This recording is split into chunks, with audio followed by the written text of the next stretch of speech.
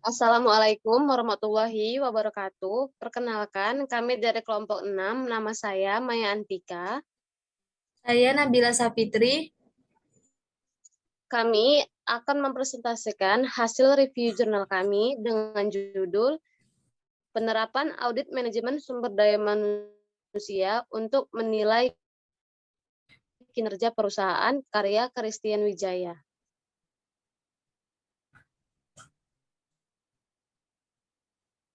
Pendahuluan. Pada jurnal ini dijelaskan bahwa audit manajemen sumber daya manusia itu perlu dilakukan bagi perusahaan. Karena dengan adanya audit manajemen sumber daya manusia, kita bisa mengetahui bagian mana yang kurang di dalam perusahaan itu. Audit manajemen sumber daya manusia itu dilakukan berdasarkan fungsi-fungsi manajemen sumber daya manusia. Bila fungsi itu tidak berjalan, maka terjadi masalah pada karyawan tenaga kerja pada perusahaan itu. Untuk itu, maka di dalam perusahaan perlu dilakukan adanya audit manajemen sumber daya manusia.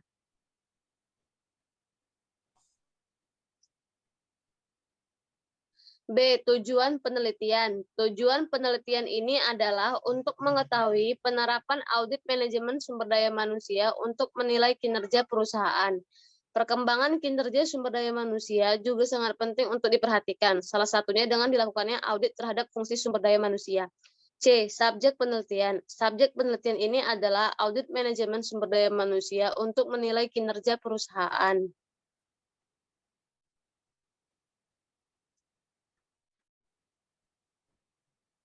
D. Metode penelitian. Penelitian ini termasuk ke dalam penelitian kualitatif dengan menggunakan metode wawancara ke beberapa perusahaan.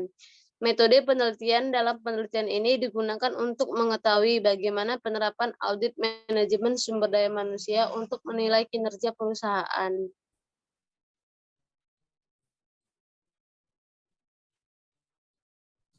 Dan ini melihat permasalahan fenomena yang terjadi di sekitar. Karena pentingnya sumber daya manusia dalam perusahaan, maka diperlukan suatu penanganan khusus atau fungsi manajemen sumber daya manusia, salah satunya dengan melakukan audit terhadap fungsi manajemen sumber daya manusia.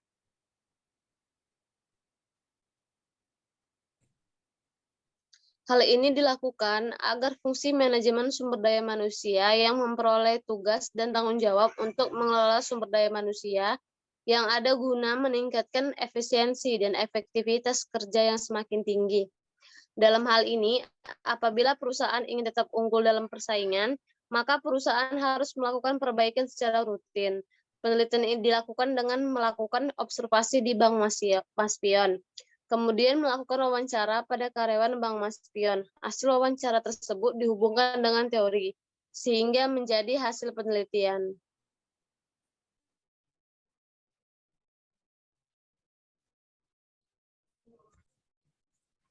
F. Hasil penelitian. Pada hasil penelitian menunjukkan bahwa berbagai pentingnya SDM dalam suatu perusahaan memiliki fungsi tertentu.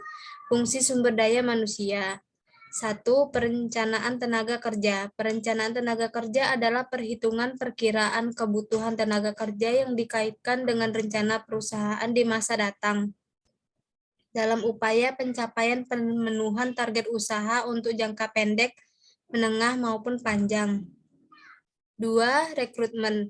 Rekrutmen meliputi upaya pencarian sejumlah calon karyawan yang memenuhi syarat dalam jumlah tertentu, sehingga perusahaan dapat menyeleksi orang-orang yang paling tepat untuk mengisi lowongan pekerjaan yang ada. 3. Seleksi. Seleksi terhadap calon karyawan mencakup tahapan berikut. 1. Tes awal berupa seleksi berkas calon karyawan dengan kualifikasi minimum berupa pendidikan atau strata, jurusan, dan pengalaman. 2. Wawancara. 3. Pemeriksaan psikologi internal atau tes internal. 4. Pemeriksaan psikologi atau psikotes.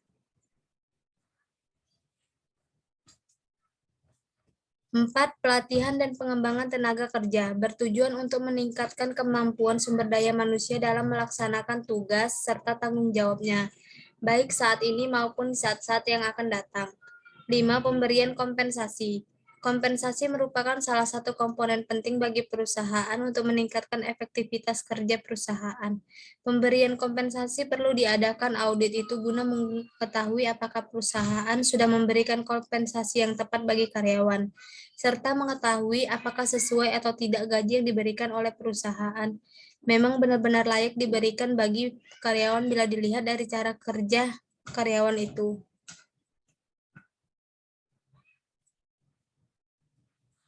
6. Penilaian tenaga kerja.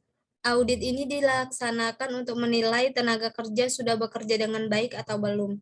Dengan ini, kita dapat mengetahui kinerja perusahaan bila dilihat dari penilaian karyawan yang dilakukan. 7. Pemutusan hubungan kerja atau PHK. Di dalam melakukan PHK, perusahaan harus menjelaskan kepada karyawan mengapa perusahaan melakukan PHK. Apabila karyawan tidak ingin di-PHK, maka karyawan sebaiknya meningkatkan kinerjanya. Maka dari itu, dilaksanakan audit manajemen sumber daya manusia. Perusahaan juga harus mau memberikan kompensasi bagi karyawan atau pekerja yang di-PHK. Entah PHK karena sakit, karena tidak memenuhi standar, maupun pensiun. G. Kekuatan penelitian. Penelitian ini memberikan hasil secara jelas mengenai fungsi audit SDM yang diimplementasikan pada sebuah penelitian. Penelitian ini juga menjelaskan landasan teori yang berkaitan dengan subjek penelitian. H. Kelemahan penelitian. Kelemahan jurnal ini tidak menjelaskan hasil wawancara dan narasumber terkait. Perbedaan dengan penelitian lain. 1. Referensi pertama, dalam jurnal pengaruh audit manajemen sumber daya manusia terhadap peningkatan kinerja karyawan PDAM Tirta Kayu Agung, studi kasus PDAM Tirta Agung, menggunakan metode data primer dan sekunder, populasi dan sampel. Pada jurnal ini menggunakan sampel jenuh. Pada jurnal ini juga menggunakan instrumen penelitian berupa observasi dan wawancara.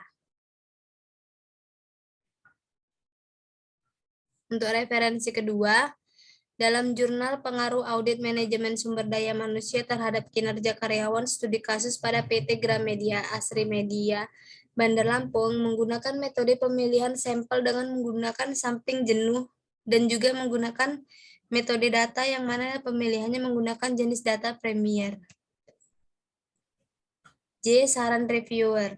Saran kepada peneliti agar dapat mengkaitkan teori dengan hasil penelitian sehingga penelitian menjadi relevan dan sesuai dengan teori yang ada. Berikut review jurnal dari kelompok kami.